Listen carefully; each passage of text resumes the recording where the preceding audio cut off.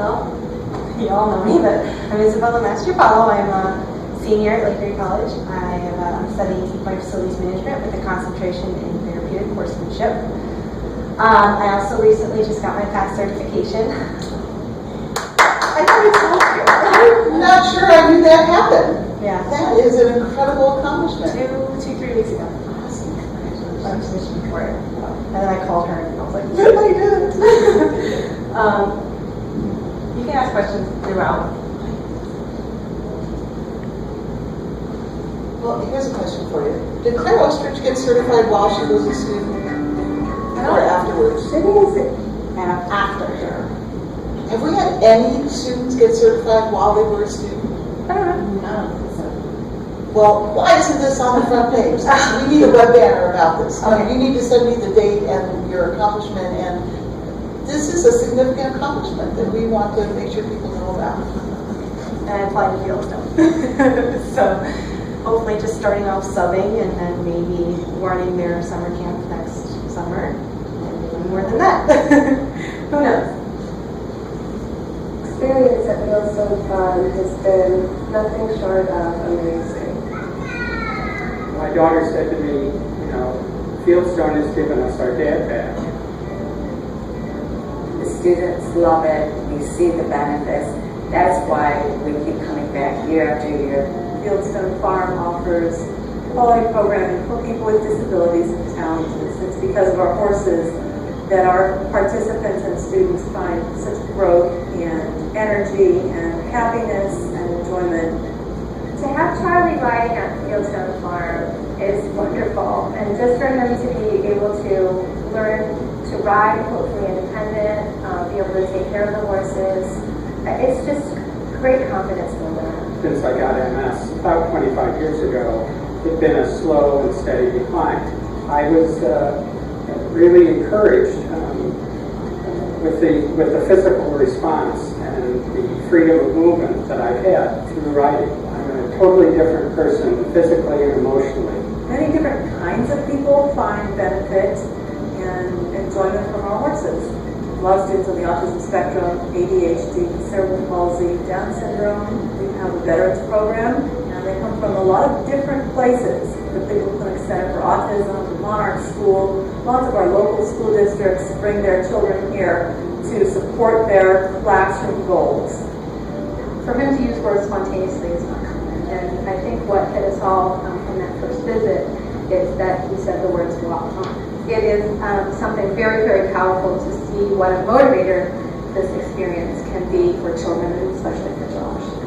A lot of our students are very protected a lot of the day, and So as you can see from the video, this is one produced by Fieldstone Farm. But we have a really close relationship with Fieldstone Farm. I did my internship there. And they are one of the premier therapeutic riding centers in I'd say the world. It's beautiful, and they help hundreds and hundreds of people with disabilities and able-bodied students as well. So therapeutic horsemanship, as you saw, is an equine-assisted activity, and you use that to achieve a goal. And any of the physical or cognitive or educational benefits is one of those goals. They could be anywhere from 30 to 60-minute lessons. At summer camp, they rode for 45 minutes each, every day.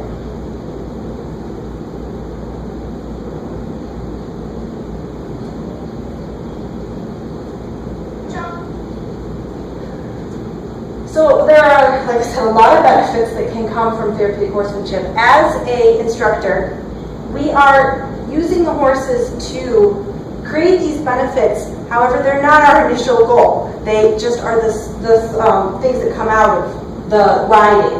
So as you can see in this video, this little girl, we've actually seated her backwards on the horse. It gives her more a wide base to sit on. And she's working right now by reaching up and grabbing reins.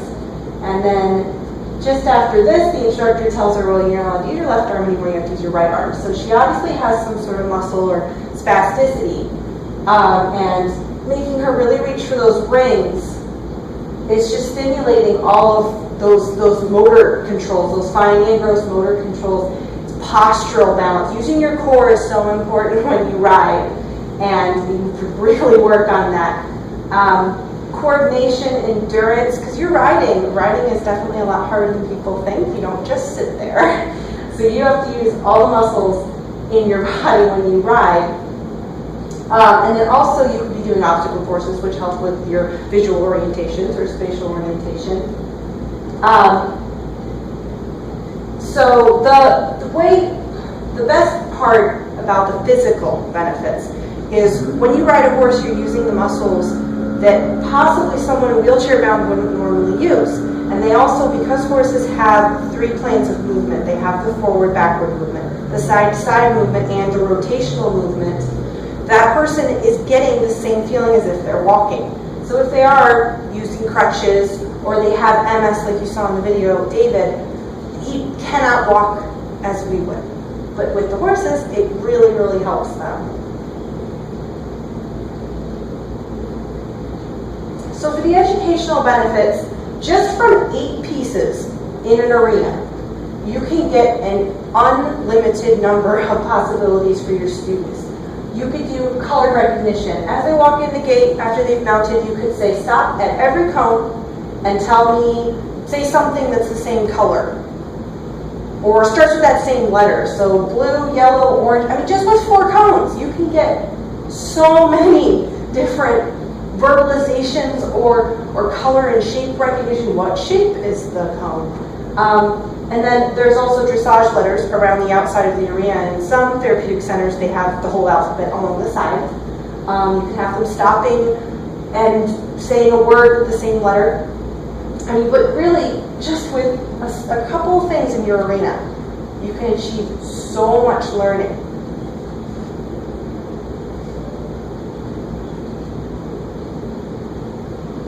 So the emotional benefits are the ones that I like to see the most.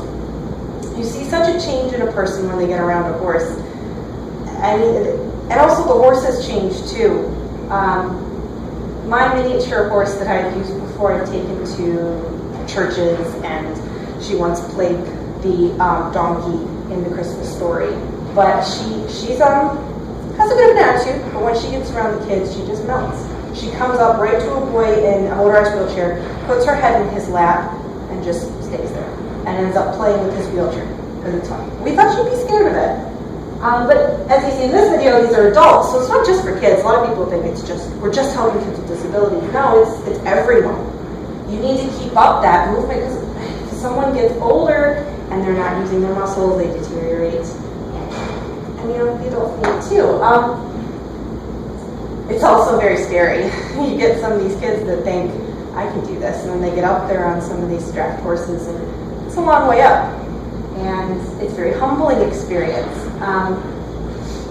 I've taught many group lessons, and there you can have 5 people in a small arena at once, and that means the riders have to constantly be aware. Who's behind them, who's in front of them, is someone coming up beside them? What is my horse doing? Am I coming up too fast on someone? Should I circle? There's constantly having to be decisions made. Each student has a goal, and each lesson plan has an objective.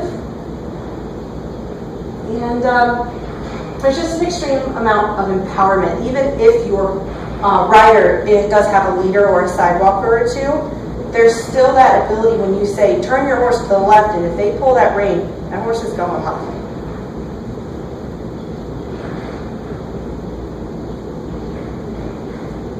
So the video you're going to see now is of the student awards banquet held at Fieldstone every year. And this is a really great opportunity for the students to really come out of their comfort zone in front of a crowd. When they get their award, they come up, they shake hands, they look their person in the eye. Some of them have even had little speeches.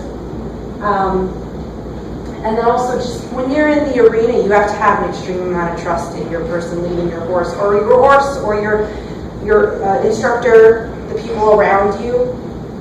And it's not really until you give into that trust that things really start to happen. But once you see that change, these people, just these kids, students, riders, they make leaps and bounds.